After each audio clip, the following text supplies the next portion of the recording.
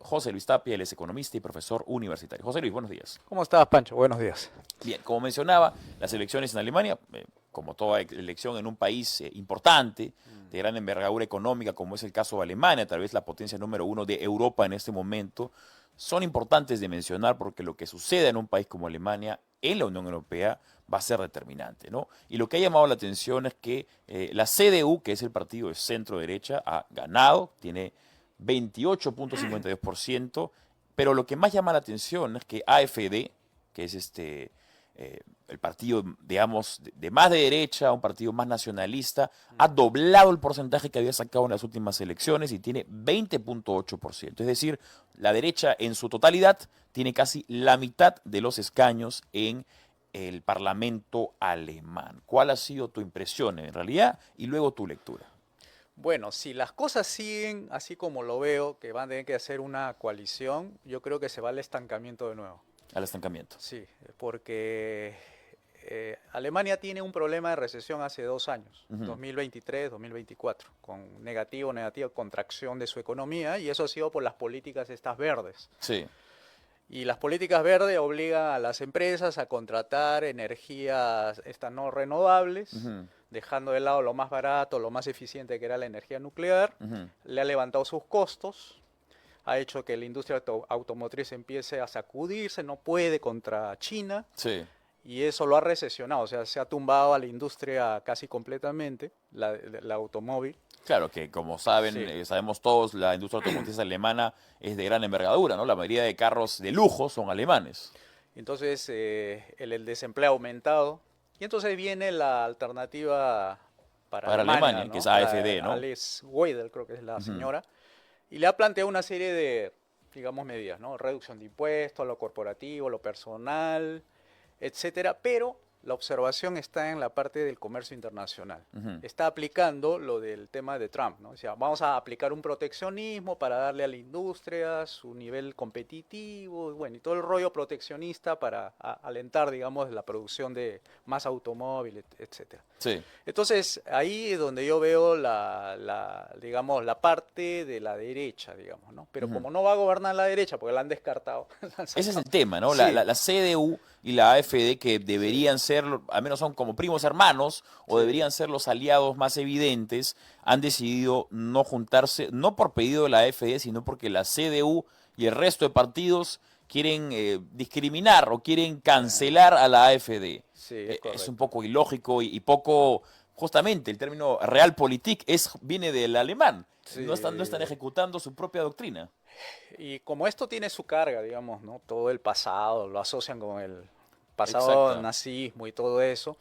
Entonces, no, ahorita por lo menos no están pensando en convocarlos. Siempre que se forme, ¿no? La coalición, ¿no? Sí. Y bueno, y la coalición que se está plegando es la del gran perdedor, ¿no? O sea, están juntando el gran perdedor versus el ganador. Entonces, ¿qué va a salir de esta mezcla? Bueno, por un lado, los conservadores quieren bajar impuestos, quieren hacer Sí. muchas cosas. Y por el lado de los socialdemócratas quieren repetir lo que le está haciendo que Alemania le haga daño. Bueno, Sí, esto de toda la energía no renovable, las políticas sí. estas que la están hundiendo a Alemania. Entonces Ahora, yo hay no. otro factor muy determinante en toda Europa en este momento que es la inmigración, ¿no? Mm, Porque Europa ha padecido, porque creo que ya estamos hablando tal vez de un padecimiento más que de una dicha, con este buenismo progresista que lamentablemente ha perpetrado muchos estados importantes en Europa, se ha dejado entrar a quien quisiera entrar bajo el concepto de que el que desee entrar tiene derecho a entrar, y no solo eso, sino que con los impuestos de los contribuyentes de los países europeos, específicamente Alemania, que es básicamente el sostén de la Unión Europea, uno de sí. los más importantes, se le da dádivas y se le paga servicios a muchos inmigrantes que simplemente quieren ir a Alemania porque quieren un mejor futuro. Mm. ¿Cómo está afectando eso? ¿Cómo ha determinado la política en Europa, específicamente en Alemania? Toda la política esta de estado de bienestar pues atrae, ¿no? Atrae a los que no trabajan y atraen a los inmigrantes ilegales y se juntan en ese país Ujú. y digamos aprovecha todo lo que los buenos contribuyentes le están pagando a ellos, ¿no? Sí, Y eso pues es un fracaso total, ¿no? sí. Porque ya ahora tienen el problema y ¿qué hacemos ahora con todos los inmigrantes que no tienen trabajo? ¿No? Ujú. Y eso es una carga tanto como para los pensionistas también. Entonces están buscando cómo hacer una deportación masiva al estilo Trump también. Y lo que tiene que hacer, no solamente Alemania, Francia, Europa está en un problema de decadencia absoluta, Sí. se está mudando el capitalismo allá al oriente, tienen que hacer reformas, reformas liberales, justamente eso que nosotros acá para el Perú decimos, porque Alemania no es un buen ejemplo para el Perú, ni Europa es un buen ejemplo para el Perú, sino Ujú. China y los países que están haciendo reformas es un buen ejemplo para el Perú. Y tiene que hacer reformas, disminuir los gastos del Estado, gastos corrientes, Ujú. tamaño del Estado en sus funciones que no le corresponde, abrir los mercados. O sea, tiene que hacer unas reformas agresivas. Si no, no creo que salga de Ujú. por lo menos esta década no va a salir Europa ni Alemania con sus políticas Ujú. estas wokistas, Sí. estas políticas de proteccionismo, de impuestos altos, de mantener a todos los que se pueden. Y Sí. entonces eso pues perjudica finalmente, porque todo lo ven en el corto plazo, como tú ves, ¿no? En Ujú. la política, la realpolitik, todo lo que sea efecto de corto plazo, eso le trae votos, reelección y todo eso, ¿no? Eh, Entonces hay que cambiar eso, ¿no? El estado de bienestar, este asistencialismo Mm. salvaje, ¿funciona? ¿Lo ves tú como casos excepcionales donde puede funcionar o crees tú que debemos dejarlo atrás? Bueno, todas las políticas asistencialistas son buenas, pero ¿quién lo hace, no? El tema es, si lo hace la iglesia, bienvenido, ¿no? Si Mm. lo hacen las ONG, bienvenido, pero que lo haga el gobierno no es bienvenido, porque ya sabemos que se va más en gastos corrientes cuando el sector privado es al revés, Ujú. gasta menos en gasto corriente y gasta más en las donaciones para que le lleguen las vacunas a los niños, le llegue la comida a los niños, la ropa, todo eso. Eso es Ujú. otro comportamiento totalmente. Lo Sí. privado es muy amarrete en lo que es gastos de corrientes. Yo tengo una lectura, a Mm, ver, quiero saber si tú coincides conmigo, que es que, por ejemplo, siempre se utilizó a los países nórdicos como grandes ejemplos, incluso muchas mm, personas bajo la ignorancia los catalogaban como países socialistas, a pesar de que los 5 países nórdicos se encuentran entre los 20 países más liberales del mundo, o mm, sea que no pueden ser socialistas, mm, pero sí tienen un gran estado de bienestar. sí. Yo creería que tal vez en algún momento funcionaron porque la generación previa a la mía, o Ujú, la mía hasta el final, digamos, ahí raspando, tenía un comportamiento de entender que ese bienestar servía para impulsarse a sí mismo, no para vivir del Estado. Sin embargo, las siguientes generaciones, al ser más adolescentristas, más inmaduras, consideran que el Estado les debe a ellos todo y no hacen ese cambio de paradigma hacia la adultez. Por eso es que vemos ahora jóvenes que no quieren trabajar, mm. que no quieren casarse, que no quieren tener hijos, sino simplemente quieren vivir del Estado y lo exigen como si fuera un derecho. ¿Compartes tú o ves alguna lógica en el discurso que acabo de decir? Sí, tienes razón. Dicen que los países ricos se Ujú. pueden dar lujo de tener socialismo, ¿no? Entonces se dan ese lujo de poder hacer esta financiación de las pensiones, del desempleo. Entonces, una barbaridad financiera que al final pues van a tener que pagar los que vienen después, ¿no? Ahorita están que se dan el lujo Claro. hacer nada como dice, paga la cuenta, pasa la factura, se la paso al que viene, ¿no? Ujú. Y eso es malo, porque ya es lo mismo que hemos tenido, ¿no? Cuando se creó la AFP era justamente porque la ONP, la estatal, no podía dar las pensiones. ¿Y por qué? Porque había quebrado. Sí. Eso mismo le va a ocurrir también a Alemania, a Suecia. Entonces se dieron cuenta los nórdicos, los países de que tenían que hacer reestructuraciones rápidas del sistema de pensiones. Entonces, uno de los primeros que se dio rápidamente cuenta fue Suecia. Ujú. Inmediatamente empezó a hacer reformas para hacer más viable el pago a los pensionistas, dado que se estaba modificando la estructura demográfica. Se hacía cada vez más vieja la población y la productividad estaba bajando y por tanto la recaudación bajaba Sí. y no tenían para pagar ni siquiera las pensiones de los nuevos, ¿no? Ujú. Vemos Entonces, que varios países europeos, te hablo de los, digamos, occidentales, tal vez con economías más fuertes, como es el caso de Alemania, como es el caso de España, como es el caso de Italia, como es el caso de Francia, estas corrientes nacionalistas cobran más fuerza, incluso en los jóvenes, no solamente como se suele decir, en los viejos lesbianos, en los conservadores mayores, sino en los mm, jóvenes también hay una acogida bastante fuerte. Y estos corrientes nacionalistas tienen una observación con la Unión Europea misma. ¿Crees mm, tú que estamos viendo el final de la Unión Europea como lo hemos conocido en los últimos 25 años? debería, ¿no? Finalizar, ojalá, porque es un modelo burocrático, eso es lo peor de todo, ¿no? O sea, no procesa bien la información de abajo hacia arriba. Ujú.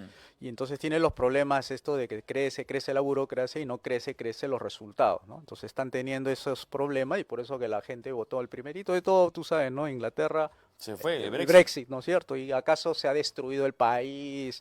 Creo que están incluso contentos hasta ahora, ¿no? Sí.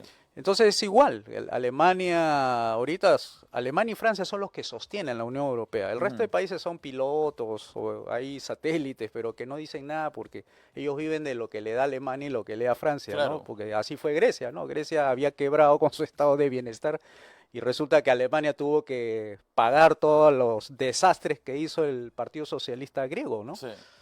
Entonces ahora, bueno, van a tener que replantear, bueno, los que se están haciendo cada vez más ricos son el Parlamento Europeo, cada vez van ganando más dinero estos señores y no se dan cuenta el perjuicio que lo está haciendo. Además, no era, recuerda bien que el concepto de Unión Europea era del plan Schuman, que era un Ya. alemán que dijo, bueno, vamos a unificar porque tenemos que dar un contrapeso político.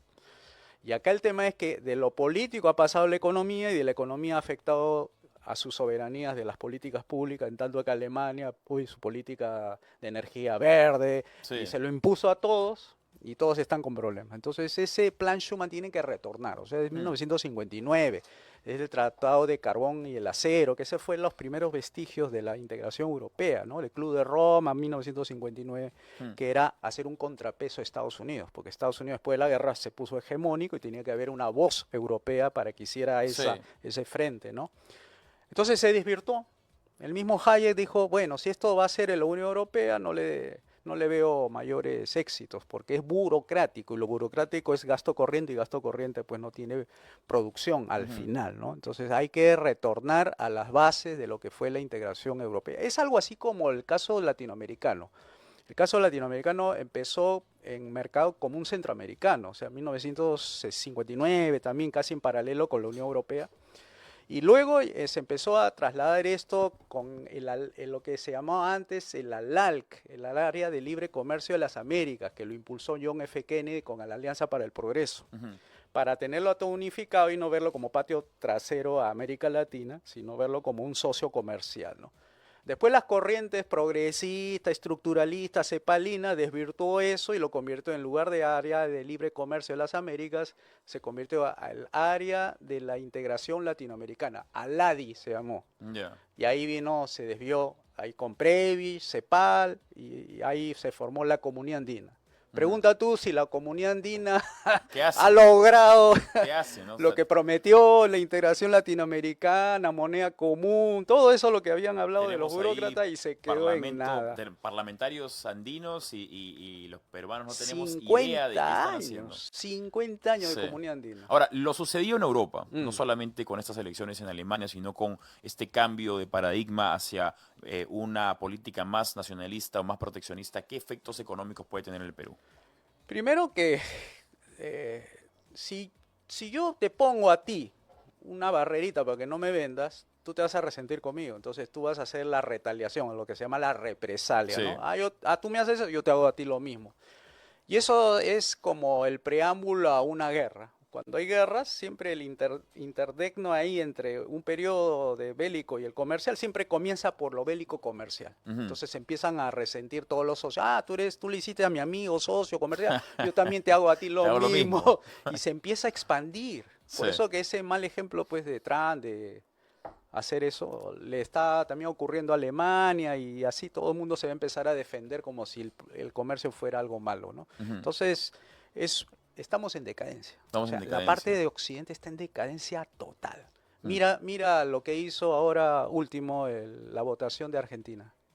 Votó a favor de la propuesta de Trump. Trump contra la Ucrania. Y no lo había tenido a Zelensky en la Casa Rosada, Milei no lo había condecorado a Zelensky el día de asunción de mando Sí. de Milei, no lo tenía, ahora votó en contra de él. Ujú. O sea, para que veas la incoherencia. Trump también es otro, también, o sea, tú miras los personajes, Elon Musk, Trump, Milley, todos están pues dándonos información incorrecta de lo que es hacer política. Y eso nos va a afectar tremendamente, porque eso significa que vamos a tener por un rato libre comercio y por otro rato vota a favor de las políticas proteccionistas. ¿Por qué? Porque Sí. Argentina necesita varios miles de millones de dólares para que no haya una gran devaluación, que eso es lo que más o menos es Ujú. el peligro, y se le cae todo el programa. Sí, pues acá en el Perú ya padecimos el proteccionismo y no nos fue bien, ¿no? No, no fue Estuvimos con nuestro último invitado de esta mañana, José Luis Tapia, economista y profesor universitario. José Luis, siempre un placer conversar contigo. Eso fue todo por hoy, nos vemos mañana.